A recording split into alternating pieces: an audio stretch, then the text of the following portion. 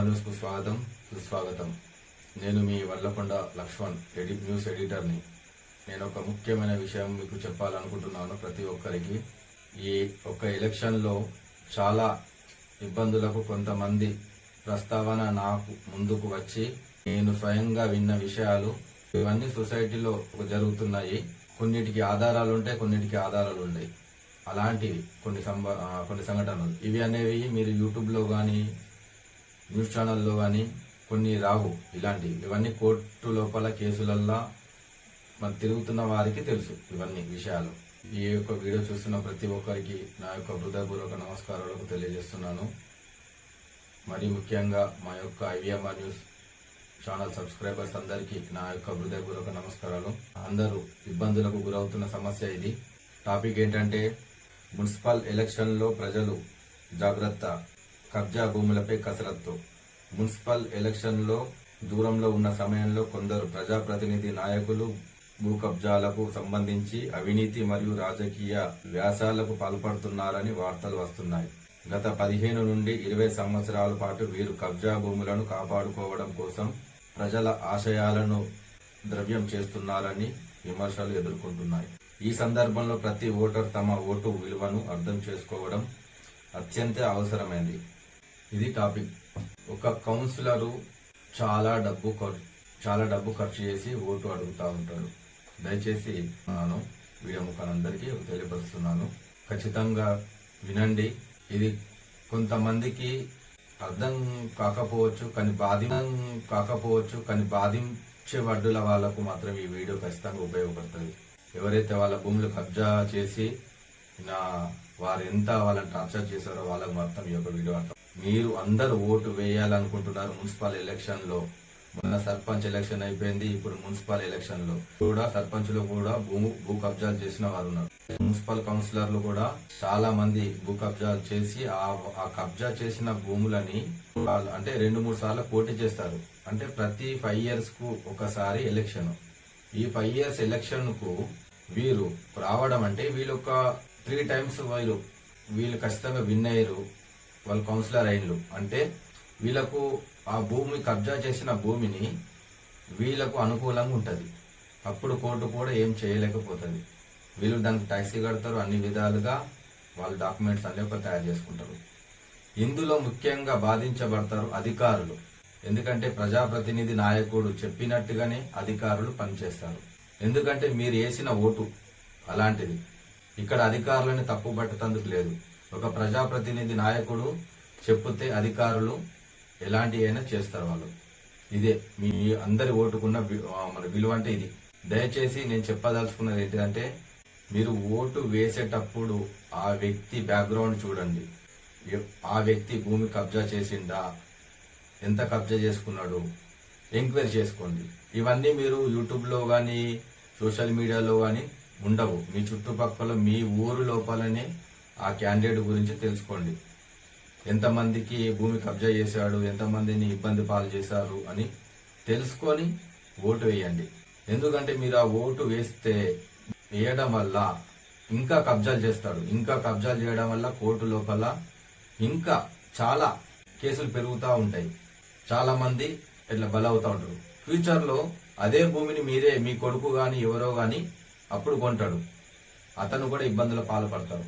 దయచేసి ప్రతి ఒక్కరు భూమి కబ్జా చేసిన వ్యక్తికి మాత్రం ఓటు వేయకండి.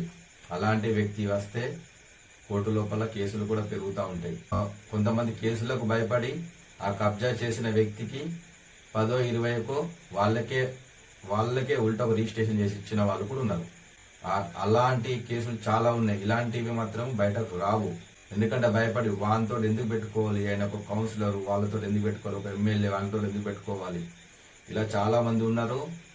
భూమి కబ్జా చేసిన వ్యక్తులకు ఏ రాజకీయ నాయకునికి భవిష్యత్తులో 2026 నుండి ఎవరు కూడా కబ్జా చేసిన భూమి వాళ్ళని ఖచ్చితంగా ప్రతి ఒక్కరూ వెరిఫికేషన్ చేయండి. వెరిఫికేషన్ చేసి మంచి నాయకుడు ఉంటేనే ఆ వ్యక్తికి ఓటేయండి.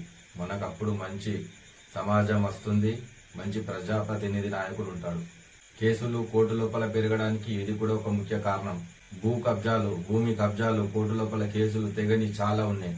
ఈ 2026 నుంచి ఏ ప్రజాప్రతినిధి నాయకుడు పోటీ చేసినా అతను భూమి కబ్జాలు చేశాడా ఫస్ట్ చూడండి. కబ్జాలు చేస్తే ఆ వ్యక్తికి ఓటేయకండి. అధికారులు కూడా సఫర్ అవుతారు. ఎందుకంటే ప్రజాప్రతినిధి నాయకుడు చెప్పినట్టే వినాలి. ఎవరైనా మీరు వేసిన ఓటుతోటే ఇదంతా జరిగేది. మాకు 1000 రూపాయలు ఇచ్చాడు, 2000 ఇచ్చాడు, 3000 ఇచ్చాడు, మేము డబ్బులు ఇస్తాము వేస్తున్నామని, ఆ డబ్బులన్నీ మీవే, మళ్ళీ మీ దగ్గరికి వెళ్ళి తీసుకుంటారు వాళ్ళు. కానీ దీని వెనుకాల అసలు కథ ఇది. అసలు కథ ఏంటంటే మీకు తెలిసి 1000-2000 రూపాయల కథ.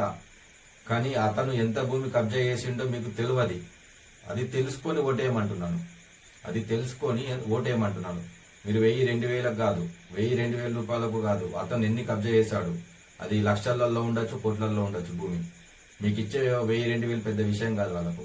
ఎందుకంటే వాళ్ళ ఒక 20 సంవత్సరాలు ఆ ప్రాపర్టీని కాపాడుకుంటే ఆ భూమి వాళ్ళకే. వాళ్ళ ఆ విధంగా డాక్యుమెంట్స్ అన్ని ఒక రెడీ చేసుకుంటారు లోపల.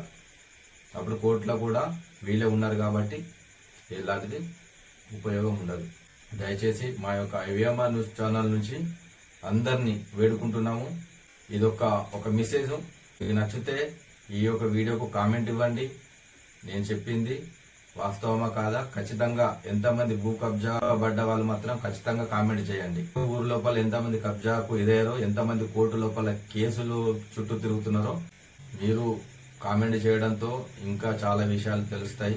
ఆ యొక్క ఐవిఎంఆర్ నుంచి ముందుకు తీసుకెళ్ళి ఇంకా ఫ్యూచర్ లో ఎవరు బాధింపబడకుండా ఈ యొక్క మెసేజ్లను చూపెట్టి నెక్స్ట్ పడేటట్టు మళ్ళీ మేము చెప్తా ఉంటాము ఇంతమంది ఉన్నారు అని చెప్పేసి. దయచేసి ఈ యొక్క మున్సిపల్ ఎలక్షన్ మంచి నాయకుడిని ఎన్నుకొని ఓటేయండి.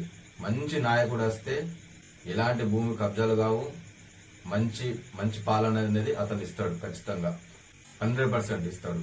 అంటే నేను చెప్పేది ఏంటంటే మంచి వాళ్ళు కూడా ఉన్నారు, ప్రజాప్రతినిధి నాయకులు మంచి వాళ్ళు కూడా ఉన్నారు. అది మంచి వాళ్ళు 2-3 సార్లు కూడా వాళ్ళు ఉన్నారు, ఒకటి గెలిచిన వాళ్ళు కూడా ఉన్నారు. కానీ మీరు తెలుసుకోండి, ఈసారి భూ కబ్జాలు చేసిన వాళ్ళకి ఖచ్చితంగా ఓటు వేయకండి. మీరు ఎంక్వైరీ చేయండి. ఇవి యూట్యూబ్ లో కానీ సోషల్ మీడియాలో కానీ ఇలాంటి వార్తలు రావు. అంటే మీరు బాధింపబడ్డ వ్యక్తి ఆ వ్యక్తికి ఓటేయడు, ఒక్క వ్యక్తి ఓటేయడు. వాళ్ళు ఏం చేస్తారు, కబ్జా చేసిన ప్రజాప్రతినిధి ఒక నాయకుడు వాని ఒక్క ఓటుతోటి మాకేంది, ఆ ఒక్క వ్యక్తి ఎంతగానో ప్రచారం చేయగలుగుతాడు. ఇప్పుడు భూమి కబ్జాకు గురైన బాధితుడు ఎంతమందికి తెలియజెప్తాడు, చెప్పలేడు కదా. ఏదో 4-5 చెప్తారు. అలాంటి సంఘటనలు నా ఒక దృష్టికి వచ్చాయి కాబట్టి ఈ యొక్క వీడియో రూపంలో నేను ఒక తెలియపరుస్తున్నాను. చాలా మంది ఇలా చూసుకుంటే చాలా జిల్లాల లోపల చాలా కబ్జాలు చేసి వాటిని కాపాడుకోవడానికి ప్రజాప్రతినిధి నాయకులు కొంతమంది అట్లా కౌన్సిలర్ గా పోటీ చేస్తా ఉన్నారు. ఒక కౌన్సిలర్ అంటే ఆషామాషి కాదు. ఒక కౌన్సిలర్ ఒక ఎమ్మెల్యేతో సమానం. మీ వాడకట్టులో ఏది జరిగినా, ఏ చిన్న ఇష్యూ అయినా అక్కడ కౌన్సిలర్ చూడాలి. కౌన్సిలర్ నువ్వు ఎమ్మెల్యే దగ్గరికి పోయినా పని కాదు, అక్కడ కౌన్సిలర్ని అడిగింది ఎమ్మెల్యే కూడా ఏం చేయలేకపోతాడు. ఈ యొక్క వీడియోని మీరు అర్థం చేసుకొని మంచి ప్రజాప్రతినిధి నాయకుడిని ఎన్నుకుంటారని మా యొక్క ఐవిఎంఆర్ న్యూస్ ఛానల్ నుంచి మేమందరినీ కోరుతా ఉన్నాము. ఈ యొక్క మెసేజ్ గిన మీకు నచ్చితే ఖచ్చితంగా మీ యొక్క వ్యక్తిగత అభిప్రాయాన్ని మాకు తెలియపరచండి. ఖచ్చితంగా ఈ వీడియో నచ్చితే ఇంకో 10 మందికి పంపించడం వల్ల మంచి నాయకుడు, మంచి ప్రజాప్రతినిధి నాయకుడు వస్తాడు. అందరికీ జై శ్రీరామ్.